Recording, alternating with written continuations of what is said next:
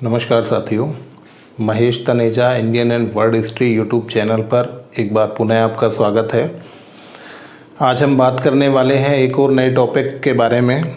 और पिछली क्लास में जैसा कि आपको ज्ञात है कि हमने भारतीय इतिहास में, प्राचीन भारतीय इतिहास में मूर्ति कला के बारे में विश्लेषण किया था। आज हम बात करने वाले हैं मंदिरों के बारे में। शुरू करते हैं बातचीत। भारत में मंदिर। तो सबसे पहले तो ये देखें कि मंदिरों का इतिहास हम कहाँ से, किस युग से जानना चाहते हैं। देखिए, सबसे पहले तो ये समझें हम कि मंदिरों को गुप्त काल से स्वीकार किया जाता है। यदि आपसे प्रश्न पूछा जाता है कि मंदिर निर्माण कला का आरंभ कब से हुआ, तो गुप्त काल को आपको आंसर करना होता है। पर इससे पहले भी हमें मंदिरों के प्रमाण प्राप्त होते हैं और वो प्रमाण स्पष्ट ना होने की वजह से हम गुप्त काल से मंदिरों के निर्माण को स्पष्टतः स्वीकार करते हैं।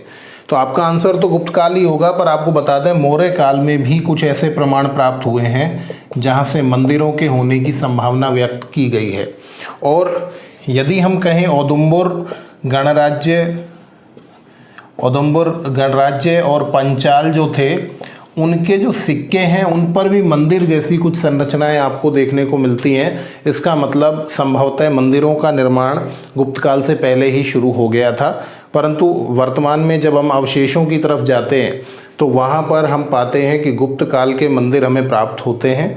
और इन मंदिरों की कुछ सामान्य विशेषताओं से हम शुरू करते हैं कि गुप्त काल के जो मंदिर हमें प्राप्त हुए हैं वो किस प्रकार के हैं। और फिर हम बात करेंगे उसी तरह से, जिस तरह से मूर्ति कला की विभिन्न शैलियों का डिस्कशन हमने किया था, वैसे ही यहाँ पर मंदिरों की विभिन्न शैलियाँ और भारत के प्रमुख सभी मंदिरों का यहाँ पर बातचीत हम करने वाले हैं। गुप्त काल में शुरू में जो मंदिर बने हैं, तो आपको बताएं, पहले तो वो समतल छत के हैं। समतल छत का मतलब क्या है? अर्थात जिस तरह से एक सामान्य भवन होता है उस तरह से ही साधारण सी छत हुआ करती थी। और इस तरह के मंदिर प्रारंभ में बने हैं। आमतौर पे आयताकार होते थे, वर्गाकार होते थे। फिर लोगों ने कहा कि ये तो सामान्य जनता के घरों की तरह हैं, कुछ डिफरेंट नहीं है। पहले क्या होता था कि आपको बताएं, मूर्ति जब बनाई जाती थी भगवान की, तो वो चौराहे पर या कहीं स्थापित की जाती थी चबूतरे पर, और दूर से ही मूर्ति के दर्शन हो जाते थे। तो लोगों की इच्छा ये थी कि जिस तरह से मूर्ति के दर्शन हो जाया करते थे वैसे ही मंदिर के दर्शन भी दूर से हो जाएं। इसलिए इन आयताकार या वर्गाकार भवनों पर इस तरह से शिखर का निर्माण होने लगा। और जो शिखर का निर्माण होने लगा तो इस तरह के मंदिर गुप्त काल में ही पहली बार हमें देखने को मिल जाते हैं। आपको बताएं, इसका सबसे प्रथम उदाहरण जो है वो देवगढ़ का दशावतार मंदिर है। देवगढ़ का दशावतार मंदिर, जो विष्णु के 10 अवतारों को समर्पित है, वो शिखर मंदिर का प्रथम उदाहरण स्वीकार किया जाता है। तो इस तरह के मंदिर बनने लगे। और गुप्त काल के जो मंदिर हैं वो मुख्य रूप से पाषाण से बने हैं। मतलब किससे बने हैं? पत्थर से बने। हालांकि इसका अपवाद भी है, ईंटों के मंदिर भी वहाँ बनने शुरू हुए। पर यदि आपसे कहा जाए कि भारतीय इतिहास में या गुप्त काल में जो प्रारंभिक मंदिर बने वो किस से बने, तो आपको ध्यान रखना है कि पत्थर के मंदिर जो है वो मुख्य रूप से शुरू में बनाए गए।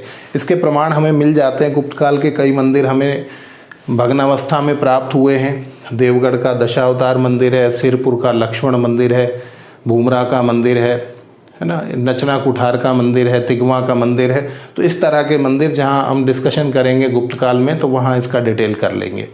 तो ये गुप्त काल में मंदिर निर्माण की प्रारंभिक स्थिति हमें देखने को मिल जाती है। बाद में मंदिरों का निर्माण बड़े अलग अलग शैली से, या यूँ कहिए कि नए नए प्रयोगों के साथ किया जाने लगा।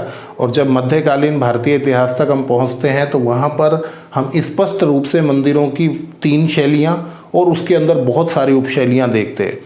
3 शैलियाँ कौन सी हैं, किस तरह के मंदिर बने हैं, वो सारा डिस्कशन यहाँ से हम शुरू करते हैं। सबसे पहले हम देखते हैं मंदिर का मूल स्ट्रक्चर, संरचना। मंदिर होता कैसा है और मंदिर के विभिन्न भाग कौन कौन से होते हैं। तो देखिए, सबसे पहले हम बात करें, ये एक चबूतरे पर यहाँ सीढ़ियाँ हैं इस तरह से। इसके ऊपर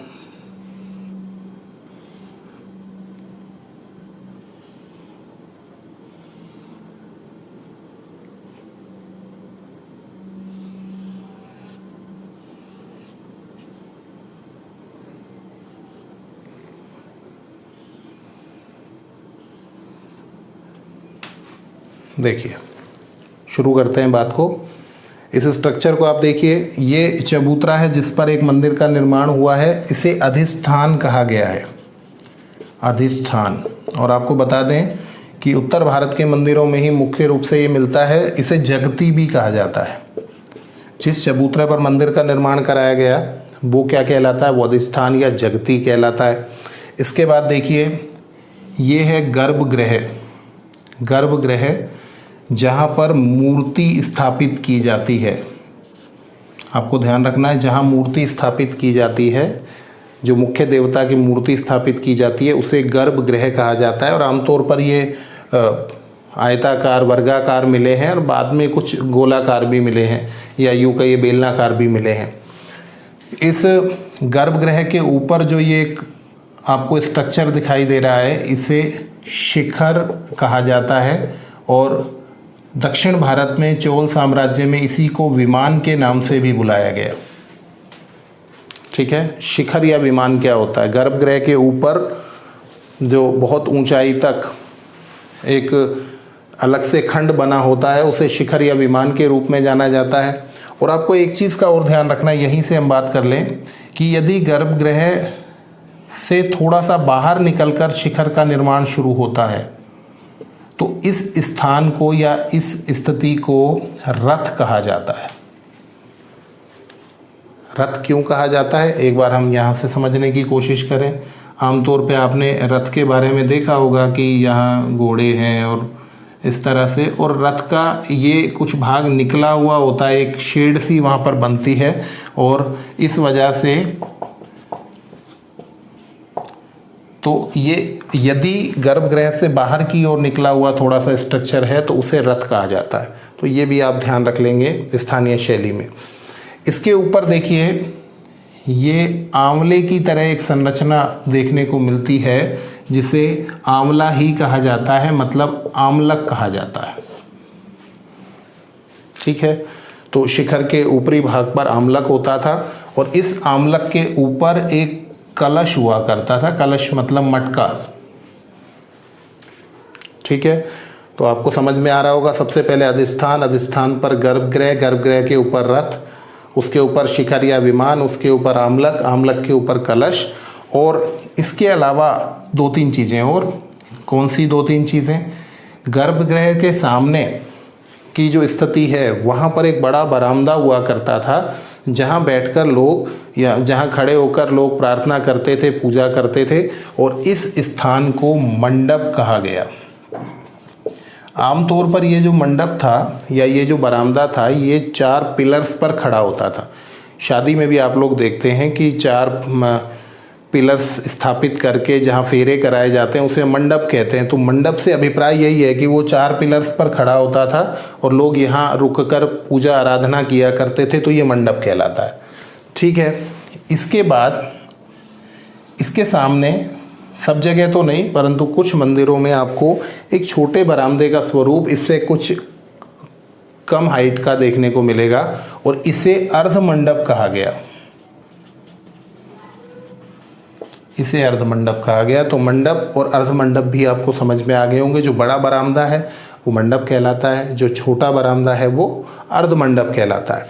इसके अलावा इन मंदिरों के चारों ओर एक रास्ता होता था जिस पर लोग परिक्रमा करते थे, अर्थात इष्ट देवता के चक्कर लगाते थे और उसको बोलते थे प्रदक्षिणा पथ।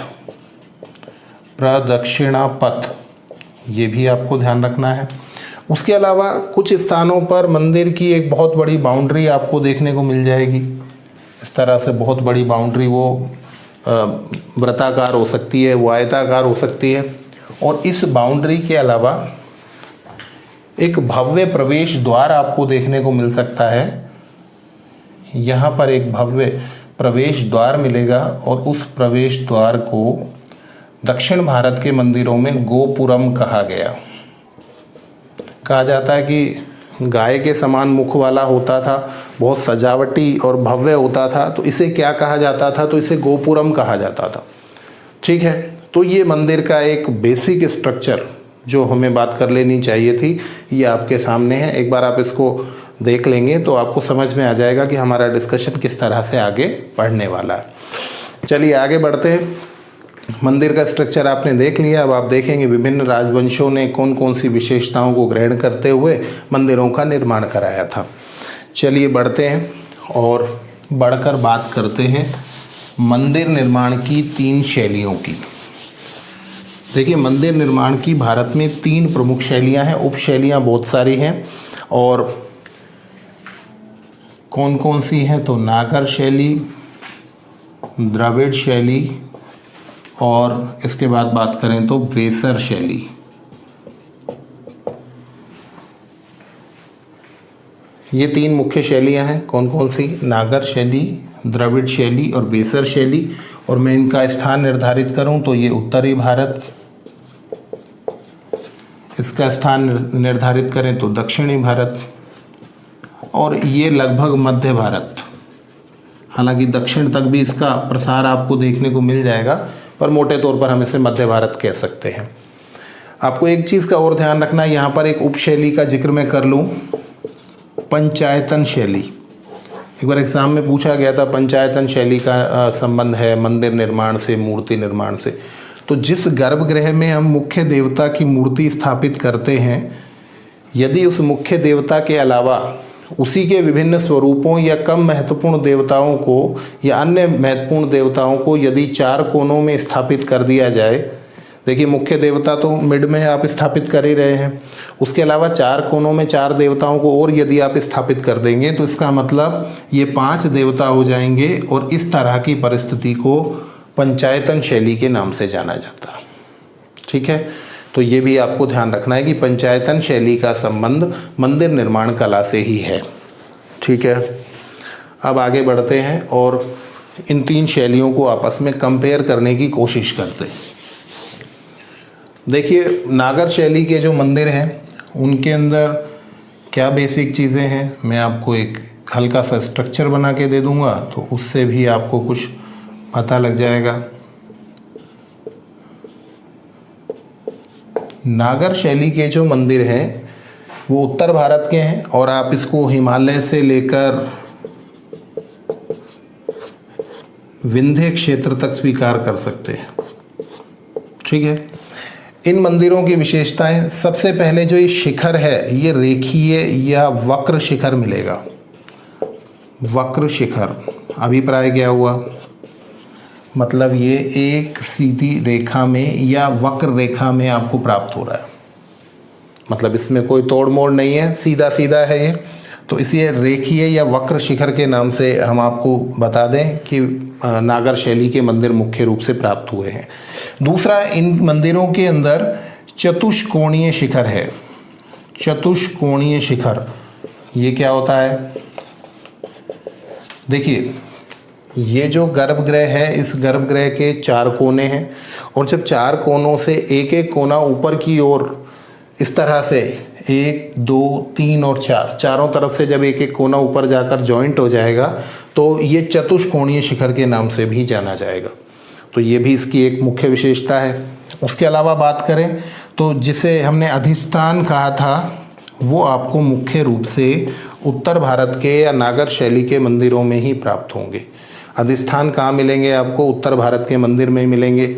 ये मंदिर प्राय ईंटों के बने हैं, मतलब बने पत्थरों से भी हैं, परंतु दक्षिण भारत के मंदिर पत्थरों से बहुत ज़्यादा बने हैं और चट्टानों को काटकर भी बने हैं। तो ईंटों से बने मंदिर ही मुख्य रूप से आपको ध्यान रखना है उत्तर भारत में बने हैं। इसके अलावा इन पर बहुत ज़्यादा सजावट नहीं है। सजावट नहीं है का मतलब क्या है? यदि आप दक्षिण भारत के मंदिरों में देखेंगे तो पूरे मंदिर पर मूर्तियाँ ही मूर्तियाँ और बहुत भव्यता और ऊंचे शिखर आपको देखने को मिलेंगे। उस तरह की सजावट यहाँ पर मुख्य रूप से प्राप्त नहीं होती है और ये मंदिर आकार में भी तुलनात्मक रूप से ज़्यादा बड़े नहीं हैं। दक्षिण भारत के जो मंदिर हैं यहाँ पर आप संरचना देखिए, इस तरह का मंदिर जिसमें पिरामिड नुमा शिखर हमें देखने को मिलते हैं। देखिए, पहले बड़ा फिर छोटा सीढ़ी नुमा या पिरामिड नुमा शिखर आपको देखने को मिल सकते हैं और यहाँ पर अधिष्ठान प्राय नहीं है, अर्थात जो चबूतरा है वो यहाँ पर मुख्य रूप से प्रयुक्त नहीं हुआ है। तो पहली विशेषता तो ये हुई हमारी कि पिरामिड नुमा शिखर है। दूसरी विशेषता ये है कि ये अष्टकोणीय शिखर है। अष्टकोणीय शिखर का क्या मतलब है? अष्टकोणीय शिखर का अभिप्राय ये है कि जैसे हमने ये कहा कि नागर शैली के अंदर गर्भगृह के 4 कोने हैं और 4 कोनों से ही 4 कोने ऊपर जाकर समेकित होते हैं, तो चतुष्कोणीय शिखर होगा। यदि इन 4 कोनों में प्रत्येक कोने में एक एक ब्रिक एक्स्ट्रा लगा दी जाए, एक एक ईंट एक्स्ट्रा लगा दी जाए, तो एक कोना 2 में डिवीज़न में चला जाता है। अगर आप करके देखें तो एक ईंट लगा के देखें कोने में, तो वहाँ पर वो कोना 2 भागों में बढ़ जाता है, 2 कोने बन जाते हैं। और जब चारों तरफ से 2 कोने यहाँ से जाएंगे तो ये अष्टकोणीय शिखर कहलाएगा। ठीक है, इसके बाद बात करते हैं, यहाँ अधिष्ठान जो है वो मिसिंग है मुख्य रूप से, कहीं कहीं अपवाद मिल सकता है। पत्थरों का प्रयोग बहुत ज़्यादा हुआ है यहाँ पर, और सजावट की प्रधानता है। सजावट की प्रधानता का मतलब क्या है? आपको ध्यान रखना, पूरे के पूरे मंदिर पर यक्ष यक्षी या उसके अलावा विभिन्न देवताओं की मूर्तियां चिपकी हुई हैं। बहुत भव्यता है। यदि आप दक्षिण भारत के मंदिरों को पिक्चर में देखेंगे तो आपको लगेगा कि वास्तव में इतनी सजावट, इतनी मेहनत उन्होंने की है। तो सजावट की प्रधानता रही है यहाँ पर।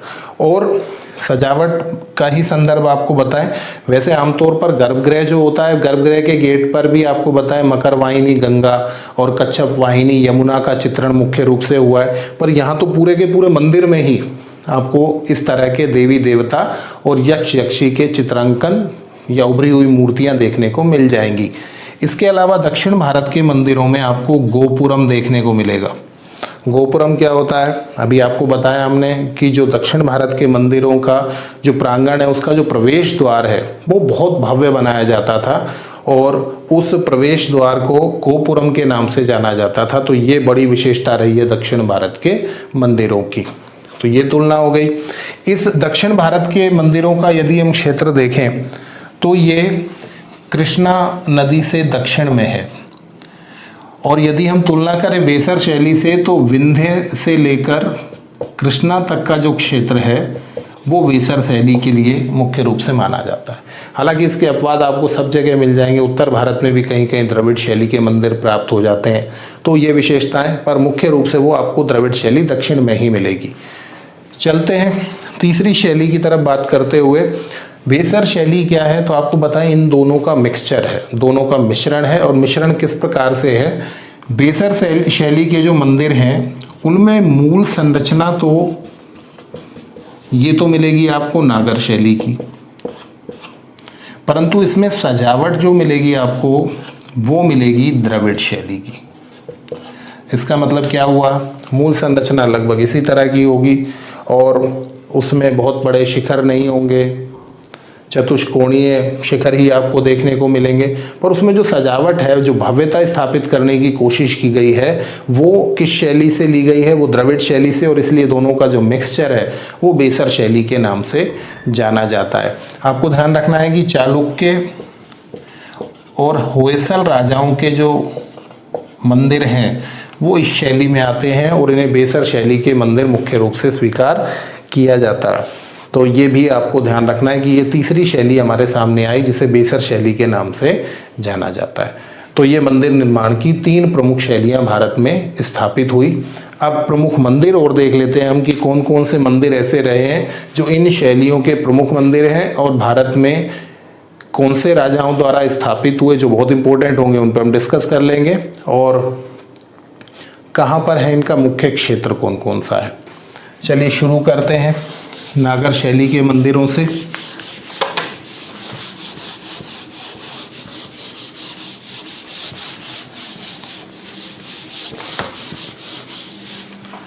सबसे पहले देखें नागर शैली के प्रमुख मंदिर कौन कौन से हैं। तो एक तो आप उड़ीसा पहुंच जाइए। उड़ीसा में जो मंदिर हैं वो मुख्य रूप से नागर शैली के मंदिर हैं, जिसमें पहला मैं बात करूं लिंगराज मंदिर। एक तो ये पूछा जाता है हमसे एग्जाम में कि लिंगराज का मंदिर या कोई भी मंदिर किस देवता से संबंधित है। तो आपको ध्यान रखना है, ये जैसा कि नाम से ही, शिवलिंग के नाम से ही पता लगता है कि ये शिव से संबंधित है। लिंगराज का जो मंदिर है उड़ीसा में वो कहाँ पर है, एक तो भुवनेश्वर में है, और किस देवता से संबंधित है तो वो भी आपको ध्यान रखना है। और इसका निर्माण कराया जजाति केसरी ने, जजाति केसरी नाम के शासक द्वारा स्थापित कराया गया। ये हमसे पूछा जा सकता है क्योंकि बहुत फेमस है, बहुत प्रसिद्ध मंदिर है। चलिए उड़ीसा में ही चले जाते हैं। पुरी का जगन्नाथ मंदिर,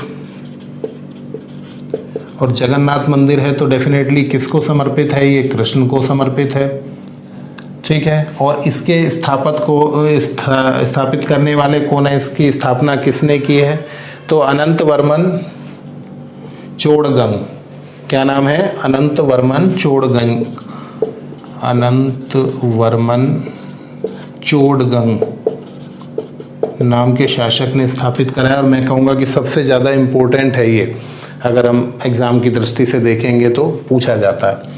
तीसरा, उड़ीसा का मुख्य मंदिर कौन सा है, तो आपने सुना होगा कोणार्क का सूर्य मंदिर।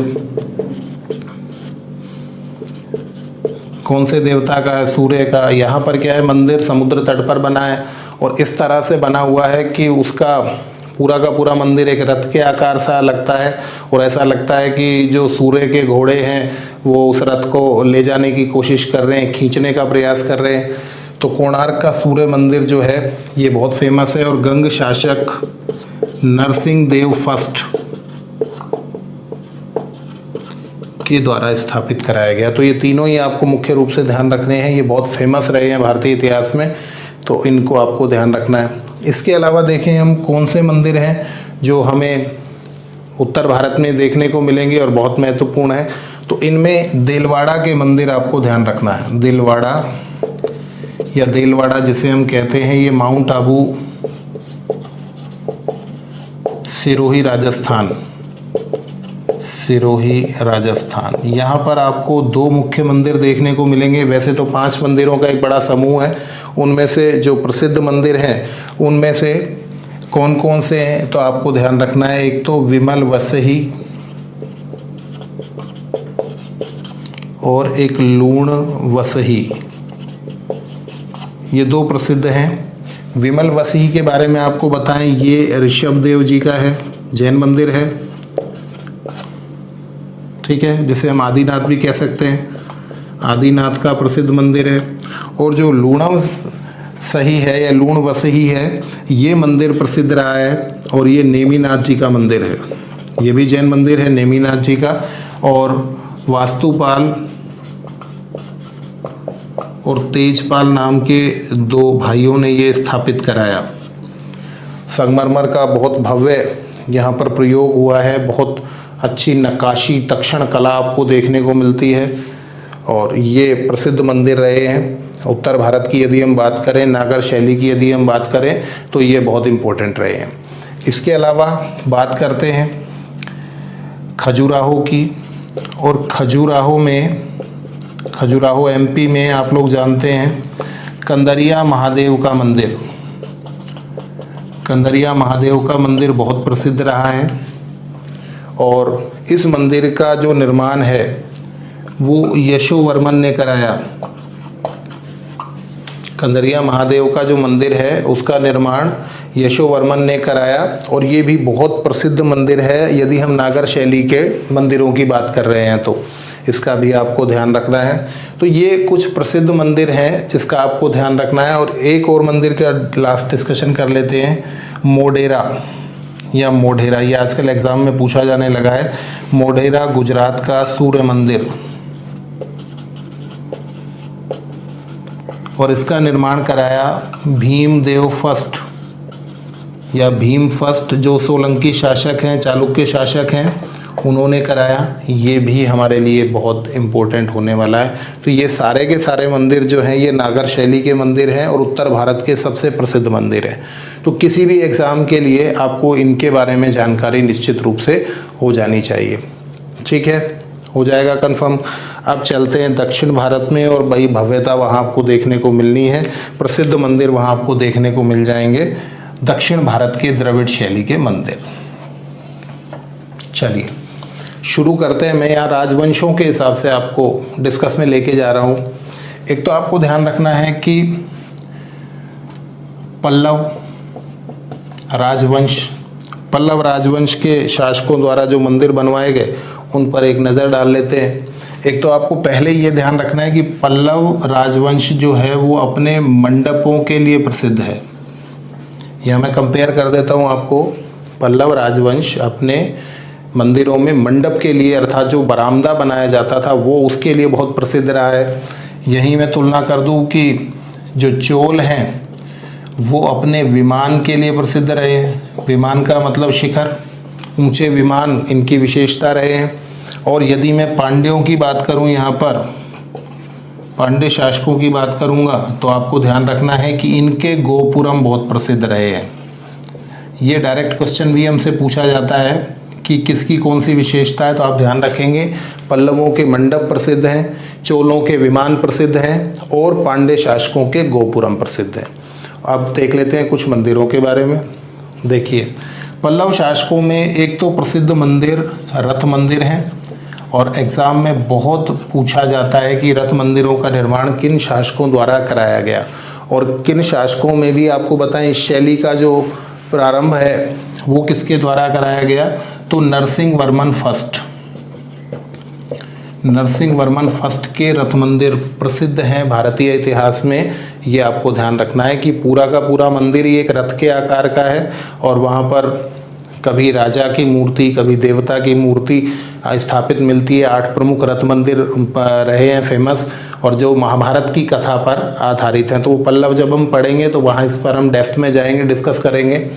इसके अलावा आपको बताएं महाबलीपुरम का शोर मंदिर, शोर या जिसे हम तटीय मंदिर कहते हैं, ये बहुत फेमस रहा है। और एक कांची का कैलाशनाथ मंदिर। यहाँ आपको बहुत ज़्यादा रटने की ज़रूरत नहीं है, थोड़ा सा ध्यान ये रखना है कि महाबलीपुरम की जो स्थापना है वो नरसिंह वर्मन फर्स्ट ने की है, और इसलिए महाबलीपुरम के मंदिर जो हैं वो पल्लवों से संबंधित होंगे। और 2 मंदिर हैं, तो ये 2 मंदिर फेमस रहे। कांची इनकी राजधानी रही है पल्लवों की, और इन दोनों मंदिरों का निर्माण कराया नरसिंह वर्मन सेकंड ने। कुछ लोगों को नाम बड़े अजीब अजीब से लगेंगे शुरू में, पर आपको बता दें भारत के किसी भी एग्ज़ाम के लिए आपको ये मिनिमम है कि ये आपको सारे मंदिर पढ़ने ही हैं, और इसमें से कितने बार कितने क्वेश्चंस आए हैं वो आप आकलन करके देख लेंगे। यहाँ से प्रश्न मुख्य रूप से पूछे जाएंगे। चलिए, पल्लवों की बात को हम यही समेटते हैं, समाप्त करते हैं। ये ध्यान रखना है, नरसिंह वर्मन फर्स्ट के रथ मंदिर और नरसिंह वर्मन सेकंड के महाबलीपुरम का शोर या तटीय मंदिर और कांची का कैलाशनाथ मंदिर। अब चलते हैं चोलों की तरफ। चोलों के मंदिर बहुत फेमस रहे हैं। ऊंचे विमान, आपको बताएं कि बहुत ऊंचाई तक, बहुत जिसको कहते हैं काफ़ी ज़्यादा हाइट तक विमान मिलेगा, बहुत बड़ा सा शिखर मिलेगा, उस पर मूर्तियाँ ही मूर्तियाँ, भव्यता बहुत गजब की वो आपको चोलों के मंदिरों में मिल जाने वाली है। यहाँ पर आपको ध्यान रखना है कि इनका जो संस्थापक था विजयालय, सबसे पहले तो विजयालय का जो मंदिर है वो आपको ध्यान रखना है कि विजयालय इस वंश का संस्थापक रहा है, और इसलिए चोलेश्वर मंदिर का निर्माण कराया। चोलों का ईश्वर है, आपको ध्यान रखना है कि विजयालय संस्थापक है और चोलों का ईश्वर है, और इसलिए उसका जो मंदिर है उसका नाम भी क्या है, चोलेश्वर मंदिर है। इसके बाद परांतक फर्स्ट का एक महत्वपूर्ण मंदिर है। परांतक फर्स्ट का जो मंदिर है उसे कोरंगनाथ मंदिर कहते हैं। कोरंग का मतलब होता है बंदर। ये कहा जाता है कि इस मंदिर का जो शिखर था, जब इसको बनाया गया तो इसके शिखर पर बंदर ने उसे दूषित कर दिया, और दूषित कर दिया तो इसलिए इसका नाम वहीं से बंदर के नाम से पड़ गया कोरंग। कोरंगनाथ का मंदिर किसका है, परांतक फर्स्ट का।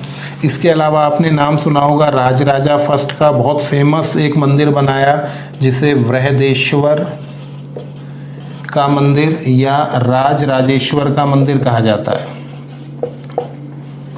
ठीक है, बृहदेश्वर या राजराजेश्वर का मंदिर किसने बनवाया, तो वो राजराजा फर्स्ट ने बनवाया। दक्षिण भारत का प्राय सबसे बड़ा मंदिर स्वीकार किया जाता है, बहुत फेमस है ये। तंजौर में है ये, बहुत फेमस है। उसके अलावा आपको ध्यान रखना है राजेंद्र फर्स्ट जिन्होंने गंगा के क्षेत्र में विजय प्राप्त की, गंगईकोंडचोलपुरम नाम का नगर बसाया, तो इसी नाम से उन्होंने एक मंदिर का निर्माण कराया जिसे गंगईकोंडचोलपुरम का मंदिर। ये राजधानी भी बनाई थी राजेंद्र फर्स्ट ने, बहुत सारे द्वीपों को जीता था भारत से बाहर, तो बड़े फेमस रहे हैं, तो इनका ये मंदिर भी आपको ध्यान रखना, ठीक है। इसके बाद बात करते हैं पांड्य मंदिरों की, और पांड्य मंदिरों में सबसे प्रसिद्ध है श्रीरंगम का मंदिर। इसके अलावा बहुत प्रसिद्ध है मदुरई का मीनाक्षी मंदिर, और एक आपको ध्यान रखना है चिदम्बरम का नटराज मंदिर। ये तीनों प्रसिद्ध मंदिर हैं जो, यदि हम ये कहें कि पांड्यों की कला को प्रस्तुत करते हैं या उनका उदाहरण प्रस्तुत करते हैं, तो ये तीनों आपको ध्यान रखना है। श्रीरंगम का मंदिर, जिसके बारे में ये कहा जाता है कि अगर आपको पांड्य कला के अंदर द्रविड़ शैली के संपूर्ण दर्शन करने हो तो श्रीरंगम के मंदिर को देखिए। मीनाक्षी मंदिर बेहद खूबसूरत है, और उसके अलावा चिदम्बरम का नटराज मंदिर, ये तीनों मंदिर भी प्रसिद्ध रहे हैं।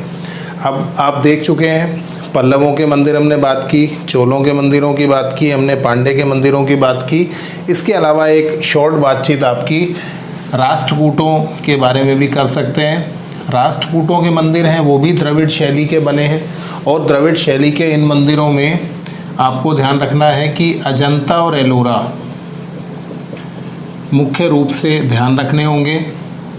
और मंदिरों की बात करें अजंता और एलोरा में, क्योंकि चित्रकला भी बड़ी प्रसिद्ध रही है, तो इनमें से एलोरा का मुख्य रूप से एक मंदिर है जिसे हम एलोरा का कैलाशनाथ मंदिर के नाम से जानते हैं। नाम से ही पता लग रहा है शिव को समर्पित है। आपको ध्यान रखना है, भारतीय इतिहास में कैलाशनाथ के दो मंदिर बहुत प्रसिद्ध हैं। एक तो एलोरा का कैलाशनाथ मंदिर जो राष्ट्रकूटों की देन है, और इनके शासक कृष्ण प्रथम ने बनवाया, बहुत फेमस है। कैलाशनाथ का मंदिर जो है वो कृष्ण प्रथम ने बनवाया, जो एलोरा में है। और दूसरा हम डिस्कस कर चुके हैं पल्लवों के अंदर कांची का कैलाशनाथ मंदिर, जो नरसिंह वर्मन सेकंड ने बनवाया।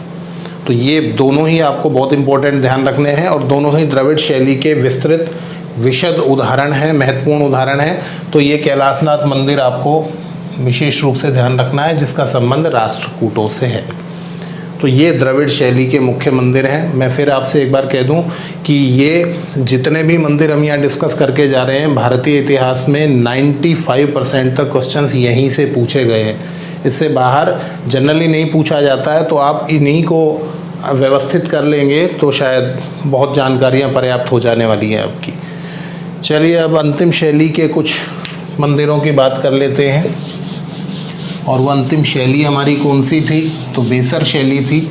और इस बेसर शैली के कुछ मंदिर, जैसा कि हमने आपको बता दिया था कि चालुक्य और होयसल, ये दो आपको ध्यान रखने हैं, चालुक्य और होयसल। तो चालुक्यों के मंदिर तो मुख्य रूप से अगर हम देखें तो आंध्र प्रदेश के क्षेत्र में मिलते हैं, और होयसल जो हैं उनके मंदिर आपको कर्नाटक मैसूर के क्षेत्र में मुख्य रूप से प्राप्त होते हैं। तो कुछ महत्वपूर्ण मंदिरों के बारे में यहाँ पर हम बातचीत कर लेते हैं।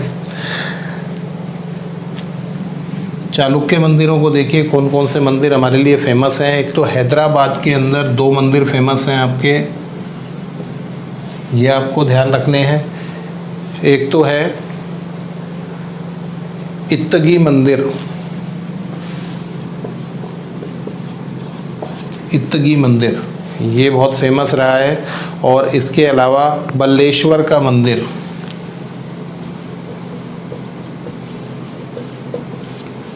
बल्लेश्वर का मंदिर ये भी बहुत फेमस रहा है। और इसके अलावा एक कल्लेश्वर का मंदिर है, वो भी बहुत फेमस रहा है।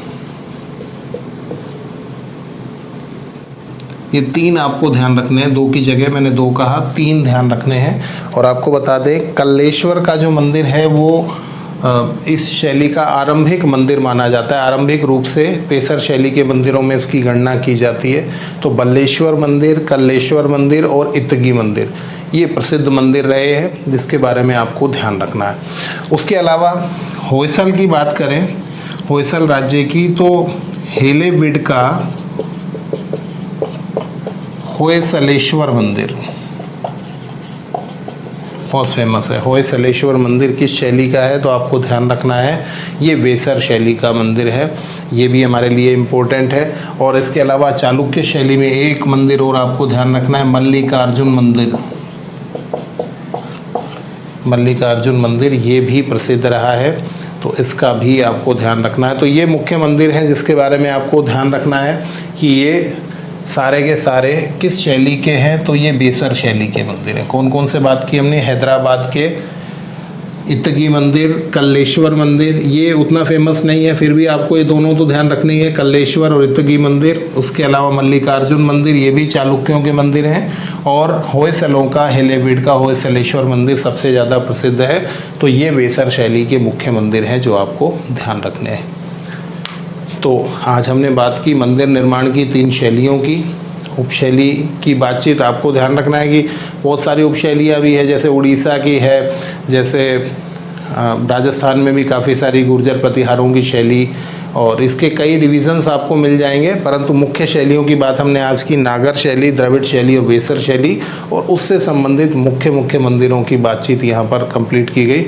आपको ध्यान रखना है भारतीय इतिहास में यदि मंदिर का प्रश्न आएगा तो प्राय यहीं से पूछ लिया जाता है। आपको इस वीडियो को पूरी तरह से आत्मसात करना है और उससे आपका ये ज्ञान पर्याप्त हो जाने वाला है कि मंदिरों के बारे में हमसे ये प्रश्न पूछे जा सकते हैं। चलिए जुड़े रहिए। बहुत बहुत धन्यवाद आपको Mahesh Taneja Indian and world history YouTube channel से, और जानते रहिए इतिहास के महत्वपूर्ण पक्षों को। बहुत धन्यवाद।